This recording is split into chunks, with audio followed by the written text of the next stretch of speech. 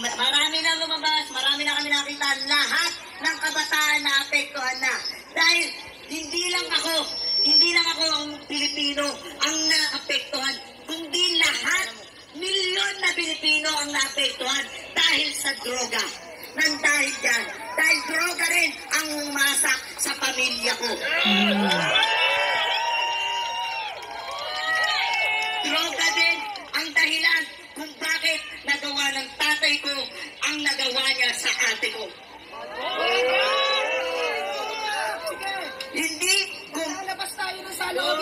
Hindi ko nahayaan na yung mga ginawa ni Marcos dahil sa droga na yan, siya ang pasimuno. Dahil alam namin na mga kabataan at alam din namin na magsasalita sila kung ano na naman ang sasabihin nila. Nasasabihin nila, ginagamit kami mga kabataan para lang magpahingal. Hindi kami ginagamit at hindi kami papayag na magpagamit. Dahil kami, Pilipino rin kami, naiintindihan namin ang bawat nararamdaman ng kapwa namin Pilipino. Dahil sa ginawa mo, Marcos, nag-ingay na ang mga Pilipino, naggalit na. Di ba sinabi mo, nagagaguhin mo Pilipinas? Di ba? Pero anong ginawa mo? Anong ginawa mo? Iisa-isahin natin. Dahil isa-isahin natin. Sige, yung bagyo na sunod-sunod na tumaan, na maraming namatay na Pilipino, marami ang nadisgrasya, napaha, marami. Pero anong ginawa mo? Wala. Nakuha mo pang nanood ng concert na mo kayo. Kung mabuti ka talagang pinuno at mabuti ka talagang presidente ng Pilipinas, ipakita mo noon pa lang dahil nung nag-campaign ka pa lang, kung ano-ano, pinakita mo, gumawa ka pa ng movie, nakala namin na totoo. Pinutol mo kami. Niloko mo kami.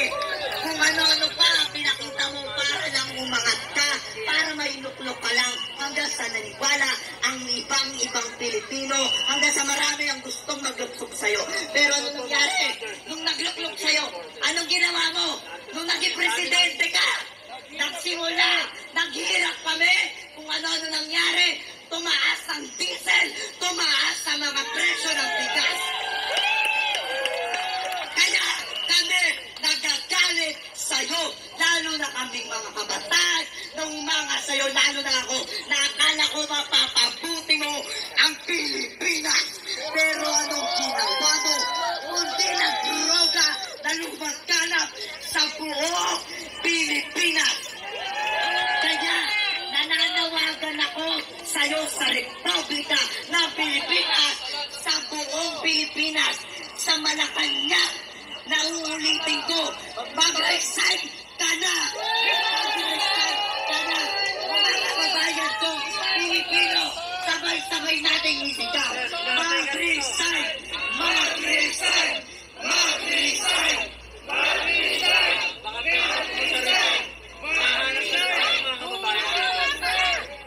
Sisigaw natin! Duterte! Duterte! Duterte! Duterte!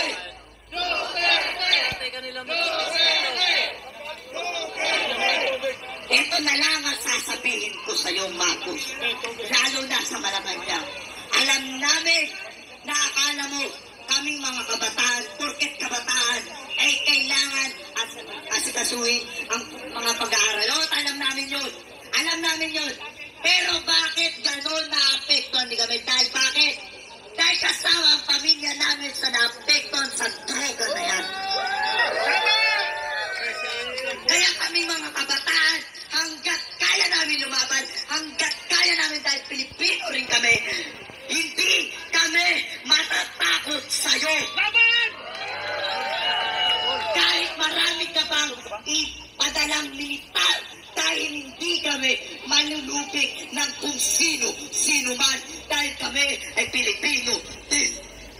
Kaya huwag kang magtaka kung bakit hanggang ngayon nagagalit sa'yo dahil katulad ng ginawa mo sa isang katulad naming mga Pilipino, lalo na mga kabataan, kung ano-ano na lang nangyari sa mga kabataan.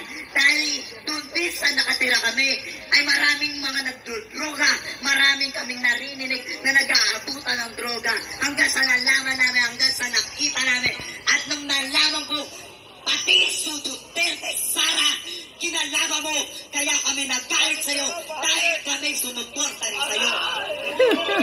Hinalikan ng sektaan. Alam mo kung bakit nangyari sa ate ko? Alam mo kung anong nangyari? Dahil sa droga na pinalaganap ko, kinahasa ang ate ko na nawala sa bisyo. Nang dahil sa bisyo sa droga. Yun ang dahilan ng droga. Kaya, bakit kami sa iyo naniniwala na bakit kami bakit ka maniniwala sa mga pinapadala mo na trolls kami? Trolls sa mga Pilipino? Pinapalaran? Hoy! Kaya ka naman sa balat mo! Hindi kami bayaran! Hindi kami bayad! Hindi kami bayad! Hindi kami bayad! Hindi kami bayad! Hindi kami pangag.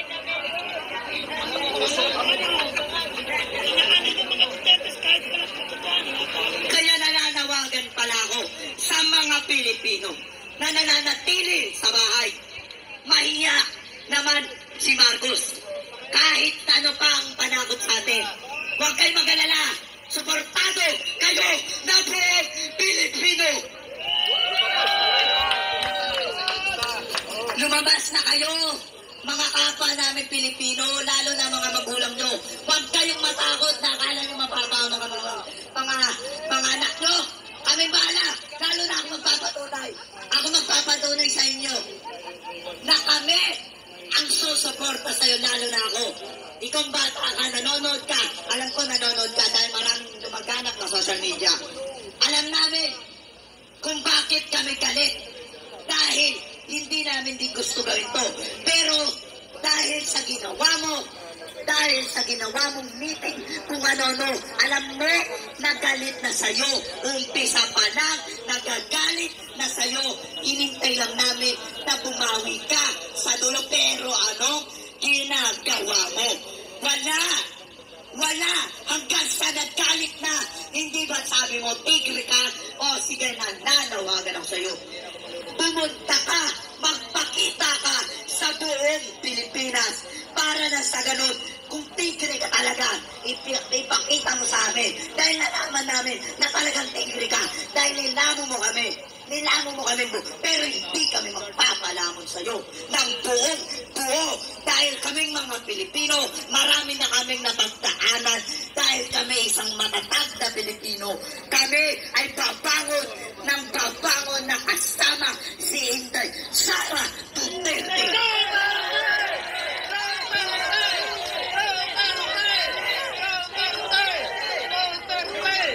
Huwag kang masyadong magtaka. Banatan mo pa dong. 13 years old lang daw yung bata na yan. Marcos, hindi kami takot sa'yo, lalo na ang mga kabataan. Dahil kami, lalo na ako, palaban din ako. Hindi ako nagpapasubi kahit sa kanino. Ako ang isang Pilipino, lalo na ang mga kasama ko, kapwa Pilipino na naghihirap din sa Saudi. Minsan yung iba, nag-uwi ang para lang magpadala sa pamilya nila. Pero nung napahamak yung pamilya nila, hindi mo ba nakikita na naghihirap din ang mga Pilipino na sa ibang bansa? Hindi mo ba alam yun? Tapos ikaw, nagdodroga ka, pinapalaganap mo. Hayop, grabe ka talaga.